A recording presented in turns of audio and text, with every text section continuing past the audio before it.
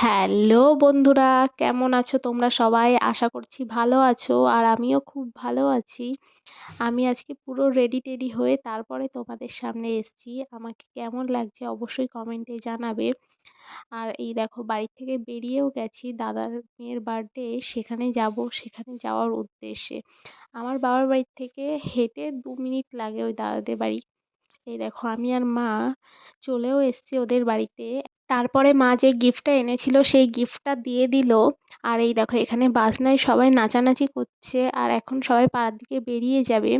আর আমরা তো দুপুরবেলা এসেছিলাম, খিদে লেগে গেছিলো বলে খেতে বসে পড়েছিলাম। দুপুরের খাবারে ছিল ভাত, ডাল, বাঁধাকপি ঘন্ট আর মাছের তরকারি। তারপরে আমার মা আমাকে বলল, পাশেই একটা পিসির বাড়ি আছে, চল ওখান থেকে ঘুরে আসি। তাই আমি আর মা যাচ্ছিলাম হাঁটতে হাঁটতে, মা আবার তোমাদেরকে হাই করছিল। এই দেখো পিসির বাড়িতে চলেও এসেছি। আর এই দেখো এদের বাড়িতে কত কুমড়ো ফুল নষ্ট হচ্ছে। আর তোমাদের দাদা এই কুমড়ো ফুল খুব ভালো হয়। তারপরে ওদের বাড়িতে কিছুক্ষণ বসে থাকার পরে চলে এসেছি, পিসি ছাড়তে এসেছিল। আর এসে দেখি রিক্তাও চলে এসছে। তারপর রিক্তার সাথে কিছুক্ষণ কথা বললাম, ভিডিও করলাম। তারপরে বাড়ি এসে আমরা বাজারে যাব গিফট কেনার জন্য। আর এই দেখো আমাদের বাড়ি থেকে বাজারে যাওয়ার রাস্তা কতটা সুন্দর। এখানে সবাই বিকেল টাইমে আসে, বসে গল্প করে। আর আমরা চলে এসেছি। এই দেখো আমরা গিফট নিচ্ছিলাম, একটা রূপোর চেন নিয়েছি। আর আমার কিছু কেনাকাটা ছিল, সেগুলো কিনে টিনে নিয়ে বাড়ি চলে এসেছি। আর এখন পুরোপুরি রেডি হয়ে যাব। তারপরে আমি ঝটপট করে শাড়ি পরে ফুল রেডি হয়ে নিয়েছিলাম। আর আমরা সবাই বসেছিলাম, কারণ আমার শ্বশুরমশাই আর শাশুড়িমা আসছিল। ফোন করেছিলাম, বললো রাস্তায় আছি আর 5 মিনিট লাগবে। সেই জন্য আমরা ওয়েট করছিলাম। তারপরে ওরা আসার পরে আমরা জন্মদিন বাড়িতে চলে এসেছি। এই দেখো আসার পরেই সবার সাথে কিছু ছবি তুলে নিচ্ছিলাম।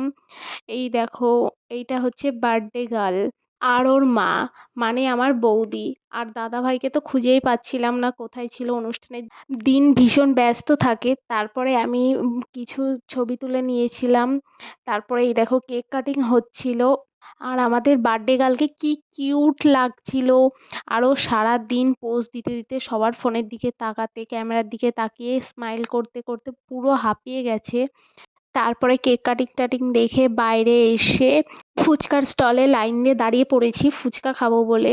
আর এই দেখো আমাদেরকে ফুচকা দিয়ে দিয়েছে। তারপরে পকোড়া খাবো বলে পকোড়া নিয়ে নিচ্ছিলাম। আমি তো ভেবেছিলাম এইগুলো সব চিকেন পকোড়া, কিন্তু না, এগুলো ছিল ভেজ পকোড়া। খেতে ভালোই টেস্টি ছিল।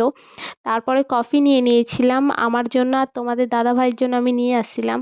তারপরে কিছুক্ষণ বসে টসে অনেক রাত হয়ে গেছিলো বলে আমরা খেতে বসে পড়েছিলাম। আমি খাওয়ার কোনো ভিডিও ক্লিপ নিতে পারিনি। তারপরে রাত হয়ে গেছিলো, প্রায় 12টা বাজে। আমরা অন্ধকারের মধ্যে বাড়িতে যাচ্ছিলাম। তারপরে বাড়িতে এসে ড্রেস ট্রেস চেঞ্জ করে খাওয়া বেশি হয়ে গেছিলো বলে রাস্তায় হাঁটতে বেরিয়ে পড়েছিলাম। এই ভিডিওটা এই পর্যন্তই। আর যদি ভালো লাগে অবশ্যই কমেন্টে জানাবে। Thank you for watching.